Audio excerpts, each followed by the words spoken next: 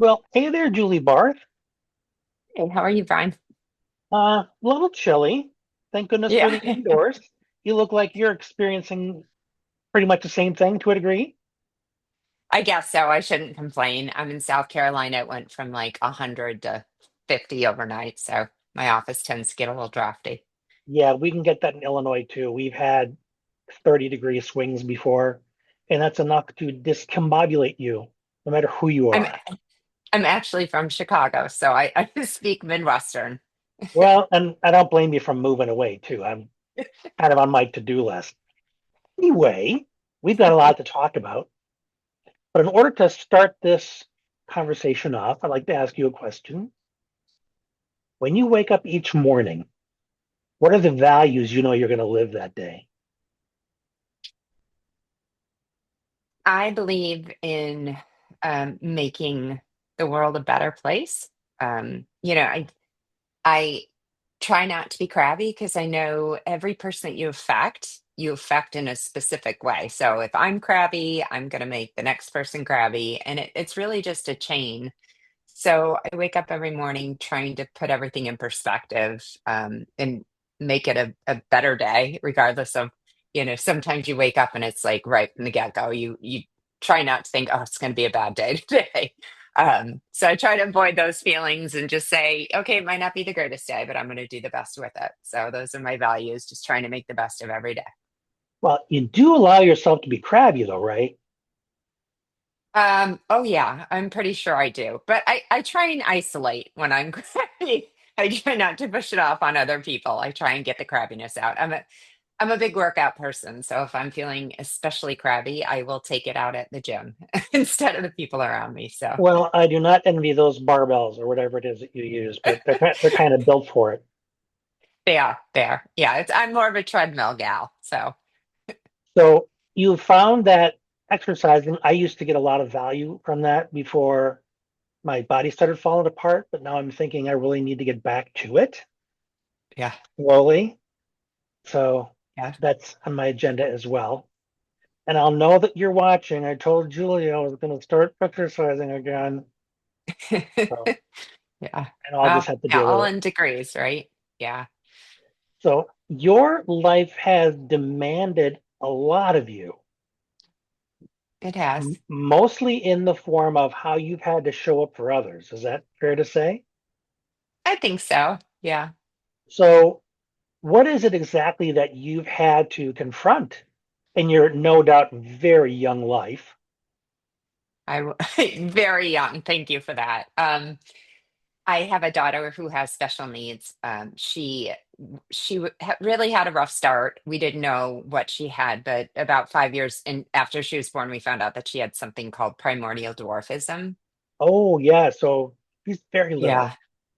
She is very little. And, she was born in 2001. So there was no Google and there wasn't a community of people really exchanging experiences. So, it was back in the day when we were still going to doctors, around the country, really. And they were, doing one of these flipping the pages trying to figure out what she had. It wasn't like, you're getting on most of the time now people almost diagnose their children, or if they have special needs children, they hear something and they're like, wow, that sounds like my child. And ironically, that's what happened with us. But it was, when she was 5, there was a show on the Discovery Channel. And I had a whole bunch of people stop me in the store and say, is your daughter the one on that Discovery Channel show? So although things change, I guess they really, kind of stay the same. But most of the things that we were dealing with her was because she had a very hard start, a lot of malpractice, necessarily so. I think when she came out, she was very small and they weren't equipped for it. So they ended up damaging her throat. So she does have specific limitations that are, attached to her disability, just size wise. But um, her vocal cords are paralyzed because through infection. And so it was a struggle just to get her here. The good news is she's still here. She's now 24 and 24 pounds, if you can imagine. She's very tiny. So that was one of the challenges. About when she was about 6, my husband, who was my grammar school sweetheart, he was diagnosed with stage 4 pancreatic cancer when we had four very small children, 6 months to 10 years. And he fought valiantly for about 16 months. But, while I was caregiving for children, Tatum sandwiched in the middle. From the minute he was diagnosed, really, they gave him 2 weeks to live. So I was trying to caregive for both him and all the kids at the same time. So that was a challenge. And then after that, after losing him in 2009, I chose a very bad partner going forward, and it led to about a decade of emotional abuse that resolved about 3 years ago. And so that's why I do what I do. But yes, it's been quite a ride. Wow, and that's just the first chapter, it sounds like. Yes, yes. Well, a mix of the first and second, and sandwiched in between there. The My daughter with special needs, Tatum, when she was 13, after my husband died, she was diagnosed with a rare connective tissue cancer, which led to another eight, completely unrelated to her start or her genetics. So that led to another eight surgeries. So yeah, it's been a challenge. So how is she doing with having all that happen to her? She's doing really well considering she's always been a bright light and very positive, and anytime someone said she couldn't do something, it was like, oh yeah, well, I'll show you. Here, There's really no hold, reason why hold she's my here. Kool-Aid. I'll show you. Yeah, yeah. I mean, she's very small, but I wouldn't mess with her. That's what I tell people. She's very stubborn, but she's also very, very kind. And her mission, she is. I'll be running around the house looking for my keys, and she'll be standing at the door with them. She's always looking out for me. But she is a self-taught artist. After everything she's been through, her disability, it was almost as if she made it through with the trach and then made it through losing her dad, who was one of her favorite people. But I think when she hit the cancer, I did see a change in her where she was like, I'm out.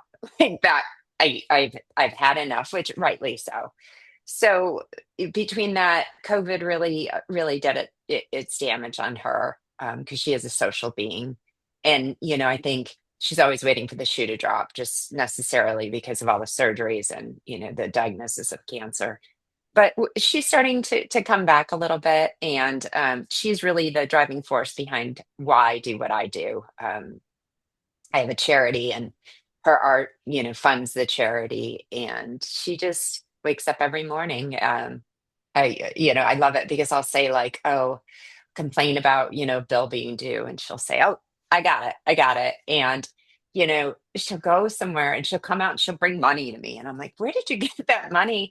Because she's running like her own store on Facebook all by herself. Now, does So she paint or draw? What's her preferred medium? I think she really loves drawing. She does a lot of chalk painting, and drawings. She doesn't do a lot of color. She really likes creepy stuff. Like right now, this time of year is her Imagine favorite that. time in the entire world. When Yes, you, yeah, yes. when you go through a lot of physical stuff, a lot of medical stuff, you find inspiration and humor in places that others cringe at.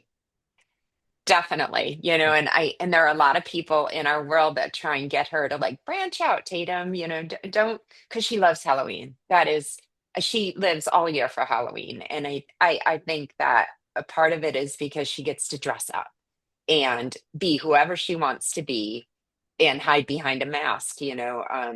She's very good at not taking offense to when people stare at her, but, over the years, it's become a bit much. So there will be times when we go places, and I don't think anyone means to gawk at her, but, I think they do because she's proportionately small. I think they necessarily kind of look at her like, is that a child or is that an adult? And so I think Halloween is a time when she can be as creepy as she wants, and not worry about, people looking at her for the wrong reason. So Now, is she able to live in her own place? Does she live with you still? she actually, I have a cottage that's behind my home, and she lives with my 84-year-old mother, which is beautiful. They're like two little old ladies that sit out there. And our little secret is that I think my mom thinks she's taking care of Tatum, and Tatum thinks she's taking care of my mom. So it works out perfectly. Well, honestly, in any good, healthy relationship, you do have that. You do, yeah. And like I said, sometimes they'll come over and the bickering starts, which is, I think they're just in each other's space too much. But You might just have a she comes over YouTube here. show. Just record them I bickering. don't know People that would find anyone that wants to see entertaining. that. Probably, yeah. Because when we call it squirrely. When she does, she doesn't really have a voice. She had airway reconstructive surgery. So instead of talking, she kind of just blew. She moves air, so you can hear it, but it's not like a full-on voice. And I will tell you, when she is upset, she is the loudest human I've ever heard in my life. So yeah, she has her own way of expressing herself. Now, you mentioned a little bit ago that she's social. She is social, So, yes. what does her social life look like? When we have six, I have six children, and their ages 29 to 12. So a lot of the socialization, I know when I had her, and I think this is a stigma of special needs parents. It was almost as if, because she was my second, it was almost as if people looked at me like, don't you have enough on your plate? Why do you keep having children? Because it was very involved, her surgeries. But I was always of the mindset I wanted a big family. I didn't want her to be the limiting factor. And I didn't want our whole world to focus on her, like for her own good. So a lot of her socialization, she's an aunt now to three, and she's got sisters and brothers. She also is very active on social media. She will. Being from Chicago, perfect example. We're sitting in the car and a song came on, a very popular song by a singer named Dave Kushner. And she's sitting in the back and, she said, I talked to this guy. And, all of us in the car turned and we were like, what? And she's like, oh, yeah, we text each other all the time. And we're like, are you for real? And she was, Yeah. she When talks. when at dinner we ask anything interesting happened today, that includes things like this. Yeah. Yeah. And, I always say I feel sometimes like I have, I don't know if you ever watched the cartoon Dexter's Lab, how he like goes into the basement. Sometimes I feel like Tatum's got her own lab somewhere that I don't know about. Look for any But false walls in the house. Like, you can go into the totally back cave or whatever else she's got going on down there. 100%. So I always say if she had not had the rough start that she did, she would be head of industry and probably, a billionaire. That's just She's Tatum. Nothing's young. going to keep her down. Yeah. She's young. She hasn't True. even haven't even come near her peak yet. True. By the way, if there's any chance of getting her on this, I'm all in.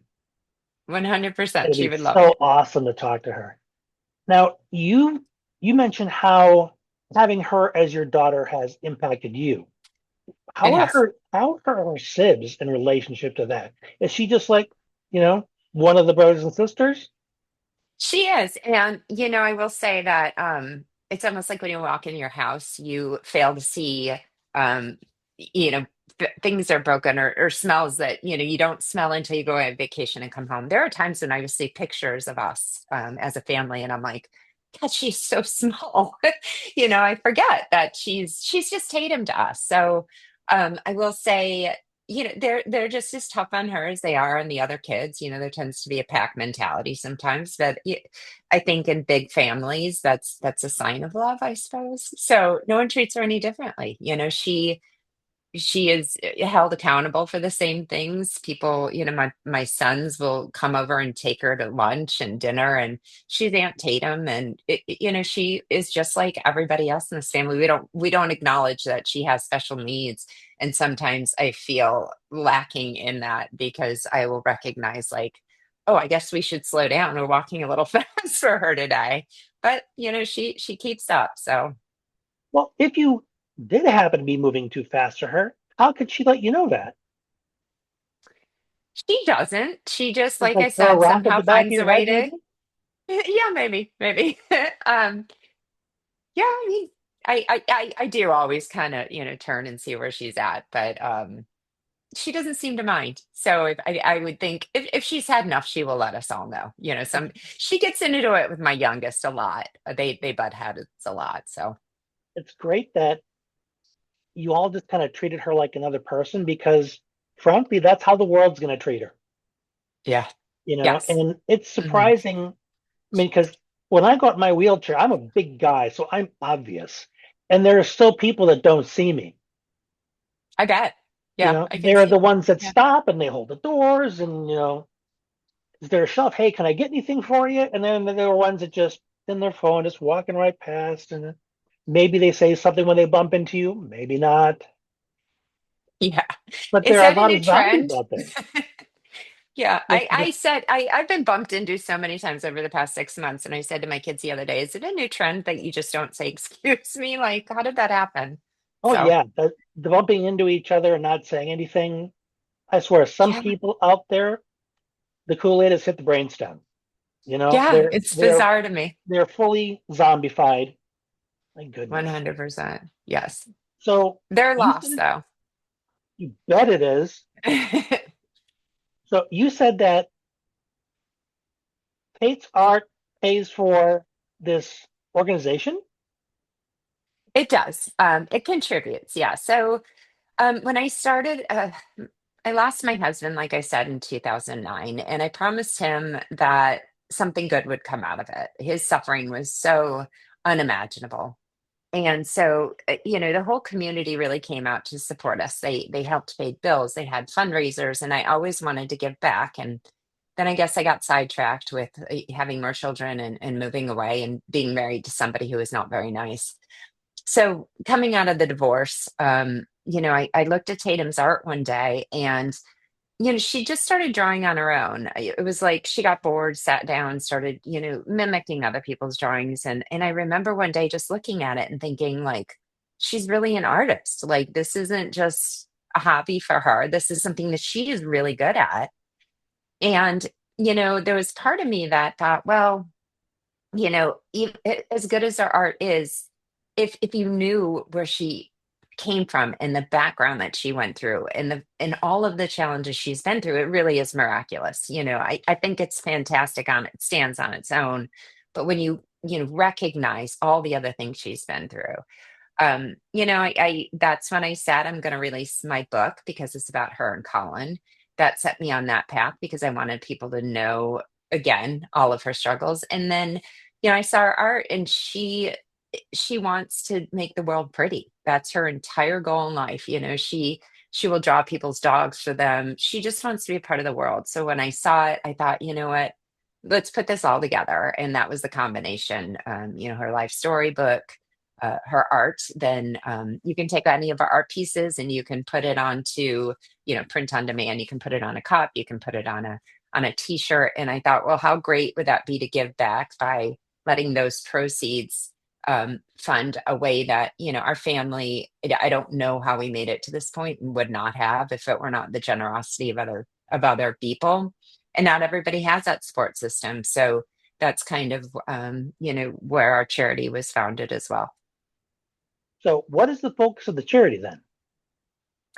It is focused on women who find themselves suddenly head of household, whether that means a significant, chronic illness of your spouse, divorce, or you hit crisis, special needs children. When Tatum was a baby, she needed an RSV vaccine, and we couldn't get it. It was $1,000 a month that our insurance.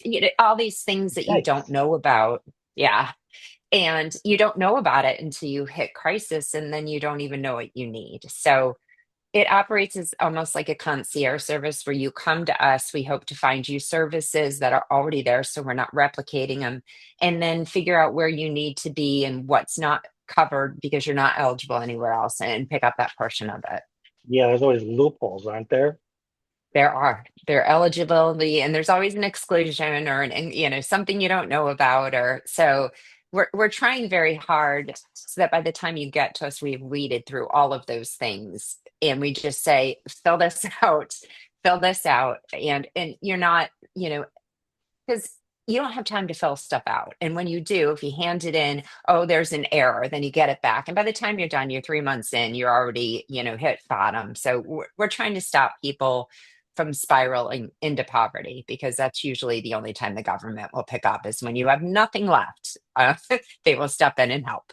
But Yeah, we don't want you to have nothing and left. even just somebody to cheer you on to say, yeah, all this BS, they do that on purpose.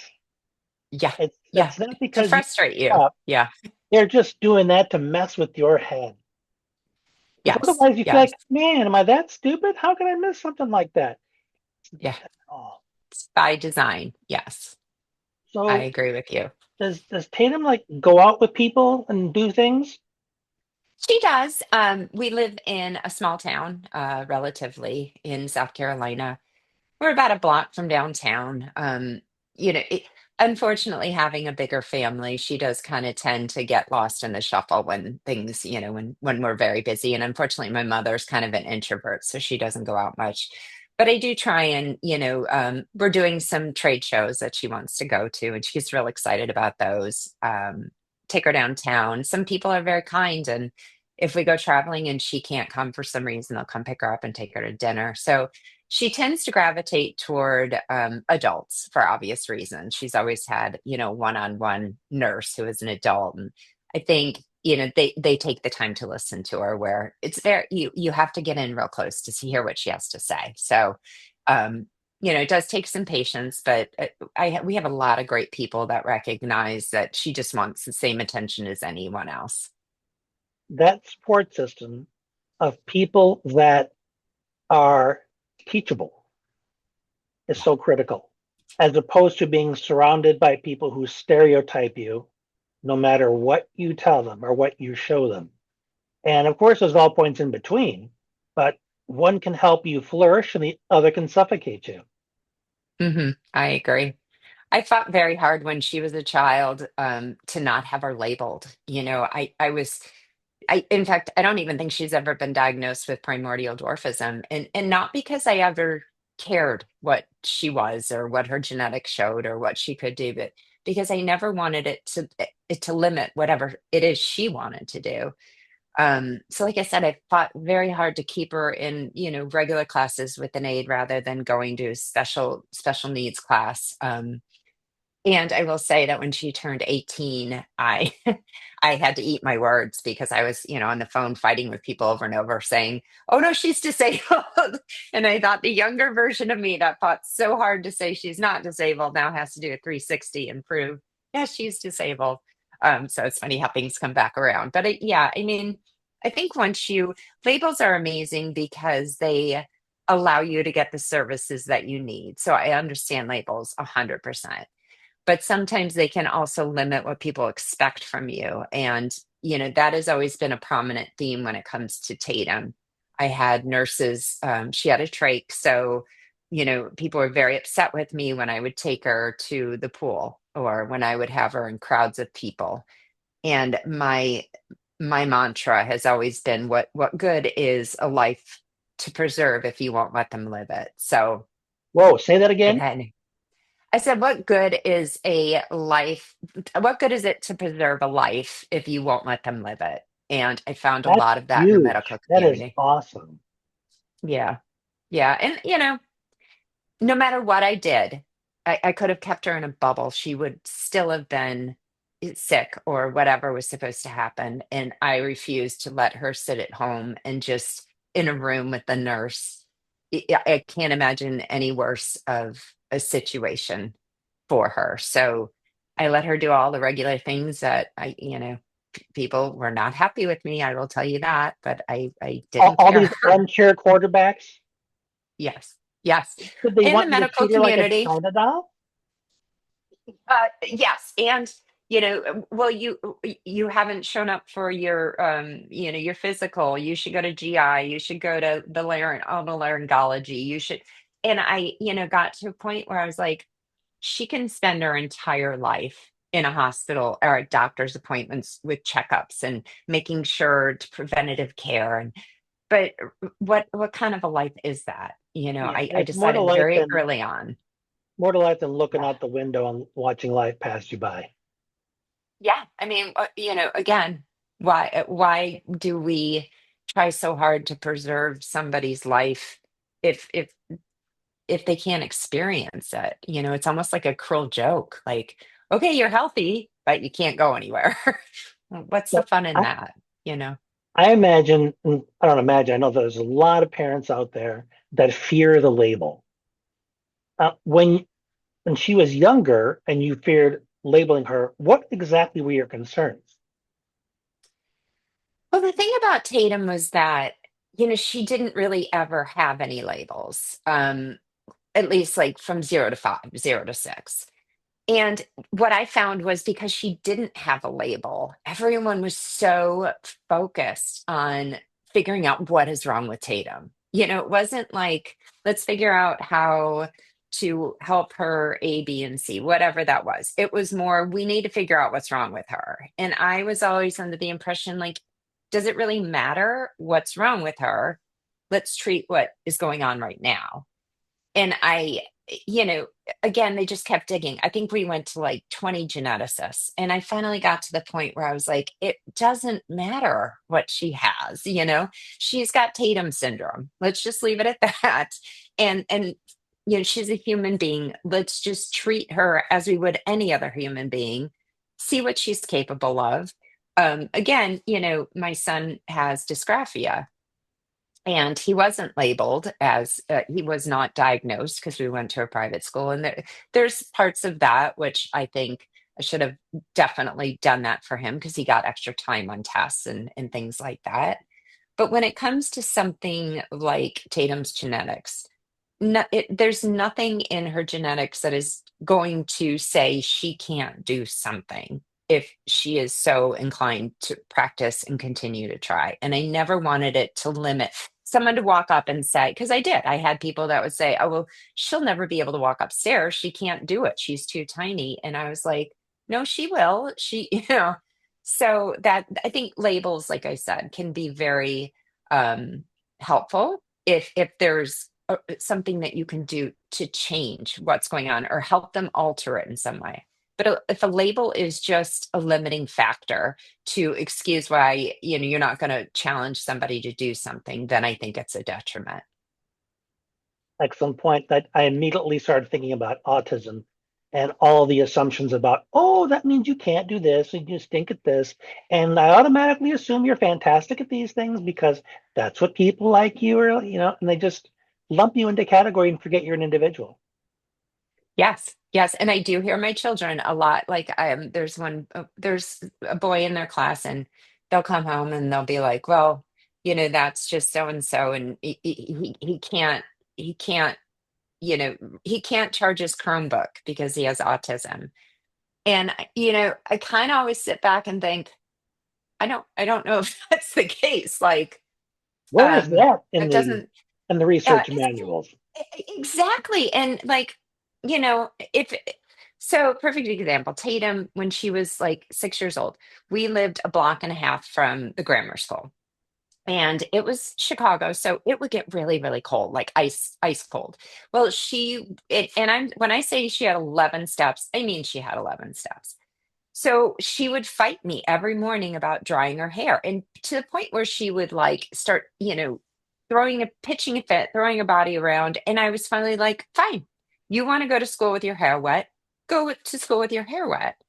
Well, there was inner talkings at the school, and I had just lost my husband, and I think there was talk about how I was being negligent and that I didn't notice that her hair was wet. So I finally confronted the rumors, and I said, "Well, so she comes to school with her hair wet. What do you do when she comes to?" Oh, well, we have to stop class and blow dry her hair. I said, "Oh, okay, so." You're telling me what class do you have first of the day? And they said gym. I said, okay. So she hates gym. And if she comes with her hair wet to school every day, you take time to pull her aside, blow dry her hair. So you're giving her attention and she doesn't have to go to gym. And they were like, well, yeah. I said, did you ever think I sent her to school to learn consequences like I would any of my other children. Your hair is wet, it's miserable. You go to school, you don't like it, you let me dry your hair. And I'm like, you're working against me because you're presuming that I don't care enough or that, something in our house is going on that you're not understanding. And I think a lot of And that goes on with special needs. instead of talking to you, they decided to speculate and assume with each other until it started to become its own thing. It was a thing. Yeah, and it was a very Why? hurtful thing. And I know that happened to me with my youngest at one point, but thank God they finally checked in. Yeah, But just the fact that they're adults and who taught them relationship skills? I don't know. And Because it happens I so often. I'll talk about you, but I won't talk to you. right, because I'm concerned about you. I'm going to talk about you behind your back. I'm not going to tell you that I'm talking about you or that I'm concerned about you, but if anyone catches me, I did it because I'm concerned about you.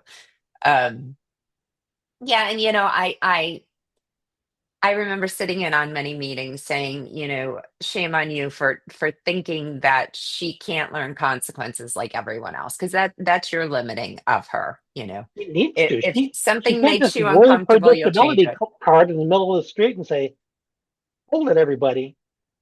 Look at my card and treat me special." Yep. And don't hold me to task.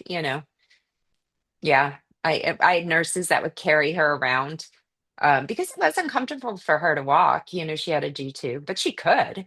And I would say, put her down. Stop moving her from room to room. She can get up and go from room to room. Well, it's just, yeah. Well, unless you want to carry her around and limit it, it's not. If she does not learn these things early on, she will never learn them. And it's okay to be uncomfortable. Human beings have to be uncomfortable to grow. That's just the way it is. The only way that we better ourselves or challenge, is if we go through something difficult, learn how to navigate it and move forward. And if you don't challenge your kids, then they'll never learn those lessons. And to me, that was always my job, to push her to be the best version of herself. And again, not for me. It would have been much easier for me to carry her around the house. I'm not going to lie. It was not easy watching her suffer and cry because she had been through so much already. But, sometimes we have to do the hard things as parents because they pay off in the end. And the hard thing is often sitting back and allowing them to make their own mistakes. This, And that's hard for any parent.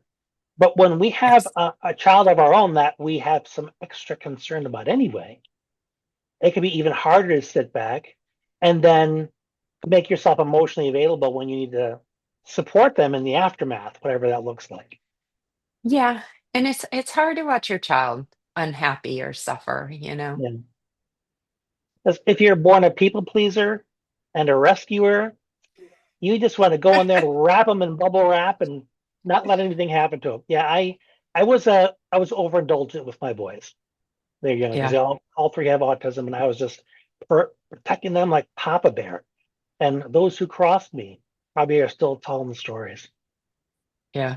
And I don't imagine that I'm the protagonist in that story. But No.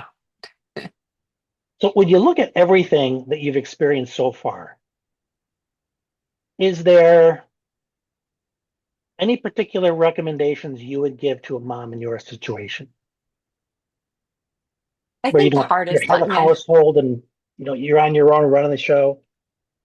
Yeah, I think that one of the hardest lessons for me to learn, because I am a pleaser, is that it doesn't matter what anyone else thinks of you. I made a lot of decisions in my life based on what are people going to think, or how people would perceive me, or are people going to understand why I'm doing what I'm doing. And it's hard to be the bad guy. It really is. But in the end, if you know what you're doing is in the best interest of your children, your family, your health, it really doesn't matter what anyone else thinks of you. I find that I hope that the people that don't like me, or the people that have an opinion that's not favorable of me, I hope that they either it's a misunderstanding or they don't know the true nature of who I am. But I can't, you can't live a life apologizing. And I think I did for many years. I pushed Tatum and then I would feel bad about it.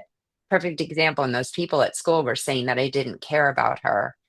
that was one of the most hurtful things in the world because, along with when I lost my husband and I was moving on too quickly, there was always, I felt this undertone of judgment. And I guided a lot of my decisions based on what people thought. And in the end, it doesn't matter what people think. You only have one life to live.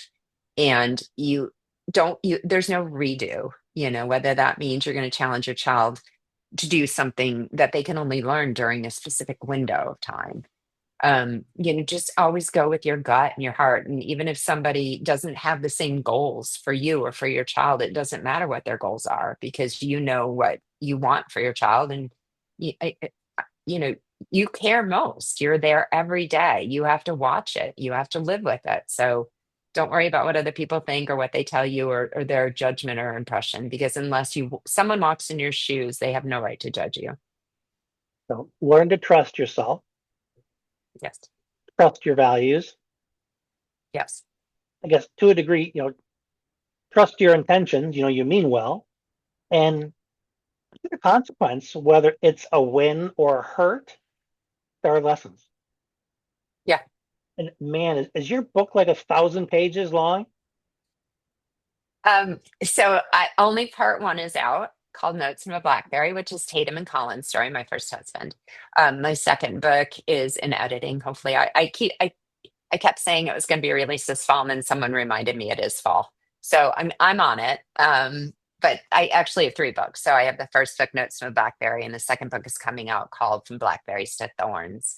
And I'm working on the third book, which is From Thorns to Blossoms. And that will be more of a self.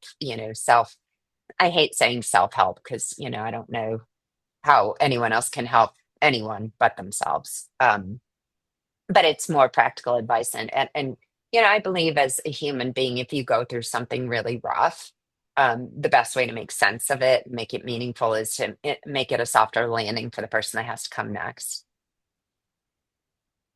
Learning to relate to it in a way where it doesn't destroy you allows you to Yeah. keep living, right?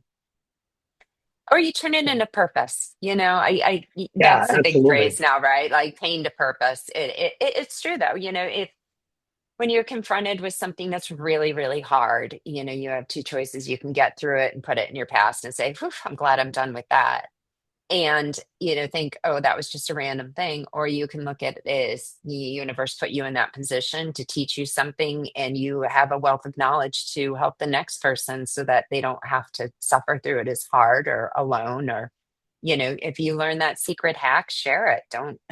Don't think, well, that helped me. I'm I'm moving right along. So that's kind of my guide in life is, if you've gone through something rough, help someone else because it makes it a lot less random, I guess. Paying forward the lessons of our own suffering is probably one of the best uses of our lives. Indeed. But Indeed. there are so Yeah. many people that would rather be bitter. I don't know that they say they'd rather be bitter, but they can't see beyond it. Yeah, And I think then, feeling sorry for yourself is yeah, guides a lot of your experience. You can either choose to see. I look at everything I go through as a learning yeah. experience. And again, I do, and it's taken me many years. Tatum's 24 now. So if you had asked me 20 years ago, maybe I would have been a little less Oh, optimistic yeah. because I I'm was in the thick still of it. learning stuff, Yeah. and Well, stuff that I thought I good. As knew, a human, yeah, that's stuff what I life's thought about. stuff I thought I knew. It throws me a new variation. Like, that's not fair.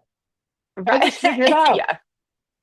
That's life though, Man, isn't it? The minute you got the hack, somebody changes the rules. So yeah. I swear I heard some chuckling from the sky. yeah, what is that? We plan, God laughs. That sounds about right. Yeah. Well, Julie, I am just blown away by you and how you've managed and what you've done with your life and that you've been smiling the whole time here. And I love how you are paying it all forward. Oh, thank you.